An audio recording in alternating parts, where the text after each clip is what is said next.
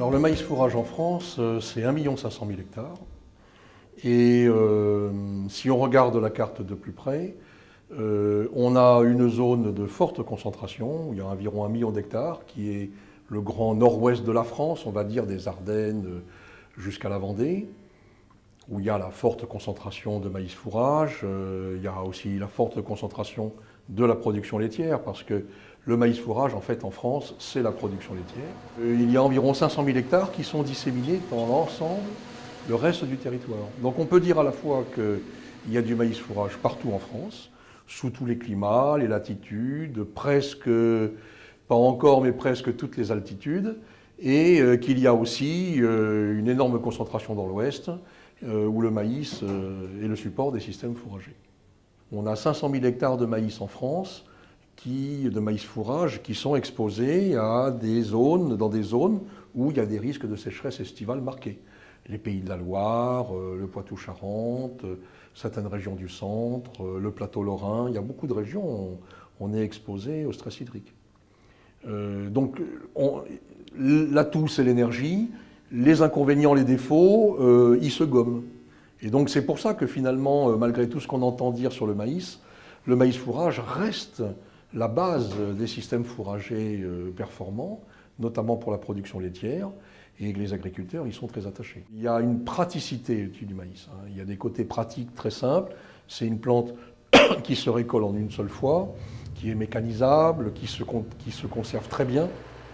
Comme il est riche en sucre, les silos sont très stables, qui est facile à distribuer, qui a une valeur alimentaire assez constante. Donc c'est un produit assez standardisé finalement.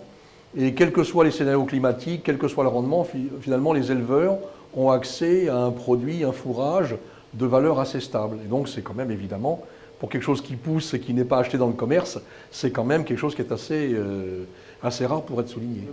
Le maïs fourrage pour les éleveurs a un atout majeur, qui est que c'est une plante riche en énergie.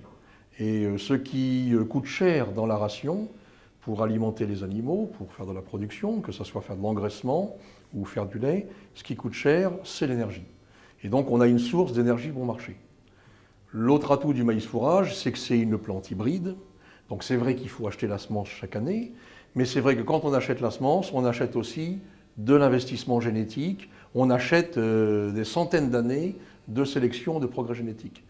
Et le maïs fourrage, comme le maïs grain d'ailleurs, arrive à se maintenir en France et en Europe et dans beaucoup de régions, parce que c'est une des cultures où il y a toujours, de façon constante, un progrès génétique amené par la sélection variétale. Les défis qu'on a à moyen terme, là, donc c'est toujours le dossier de la sécheresse, du stress hydrique.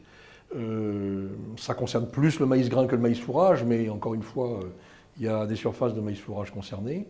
Et puis non, l'autre, c'est tout ce qui est lié à l'environnement.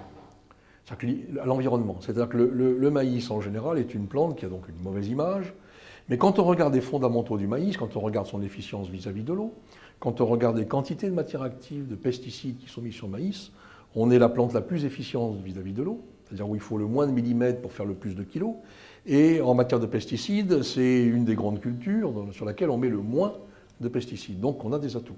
Troisième atout, c'est une plante sarclée, comme on disait dans le temps, ça veut dire qu'avec des rangs de semis écartés, ça veut dire qu'on peut désherber mécaniquement. C'est une plante sur laquelle on ne met pas de fongicides, puisque la tolérance maladie est faite par la sélection variétale. Bref, c'est vraiment la plante idéale pour faire du bio à la limite. Donc nous considérons que on va essayer de lever ce paradoxe, c'est-à-dire que le maïs est à la fois une plante très attaquée sur son image de plante intensive. Les gens confondent intensif et productif, ou efficient, mais intensive, etc.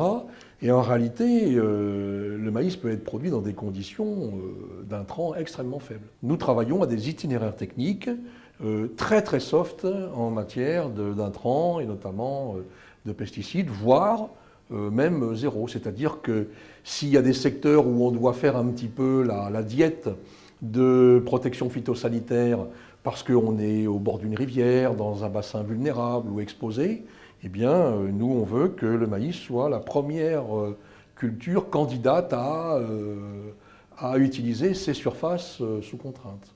Et on pense que techniquement, la plante en a les moyens.